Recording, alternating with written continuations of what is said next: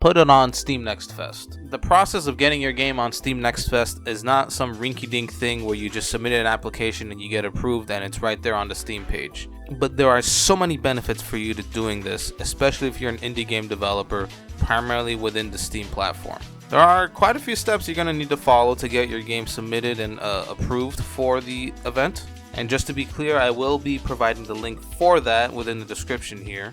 It's mainly for the February 2023 Steam Next Fest, but I can imagine that it'll probably run the same for the rest of the year. So instead, I just wanted to go down the list of some pointers or reasons why you'd want to put your game out on Steam Next Fest. And firstly, it's built for brand new games. These brand new games, they can't be released yet, they can't be re-releases, and they can't be from previous Steam Next Fests. So at any given point in time when you participate in one of these, it's always new games that are being spotlighted. And so that helps with developing a roster of essentially rookies of the year for indie developers. Secondly, indie games, they gain the most coverage from Steam Next Fest. Some of the best games of last year actually debuted during a Next Fest, that being things like a game I covered here on Fashion Police Squad, Cultic, even the Signalis. And when you get games like that popping out of an event like Steam Next Fest, that puts more eyes on the event in itself every year it happens, which actually probably happens twice or 3 times a year at this point. So you get way more chances to do it now than when it first started. And on top of the coverage, you get the opportunity for your game to be presented during live streams. And these live streams, they happen within the front page of the event when you click on it on the Steam store page. There, you'll get a broadcast team of people who you'll probably recognize if you keep up with speedrunning, but if you don't, these people, they cover through an entire schedule's worth for the entire week during the event of all these different games and the genres and categories that they'll revolve around. Sometimes they might even jump back to a previous game, and even then, people will be live streaming on the Steam platform too, because people surprisingly do that. I'm pretty sure there's no monetary value for doing that. I think people just do it because they want to do it.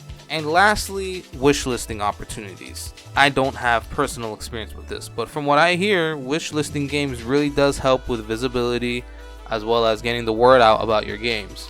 So if you have a game that's currently being developed, you have a demo prepped for it, and if you can go through the process of submitting it and getting it approved for Steam Next Fest, there you go. This is your opportunity to get probably as many wish lists that you'll get ever before your game comes out. This is probably your time to shine. Solo devs, small team devs, larger teams, whatever the case may be, if you have a non-traditional publisher who isn't publishing AAA games, my recommendation, if you're on Steam, if you're looking to distribute on Steam, look at this event.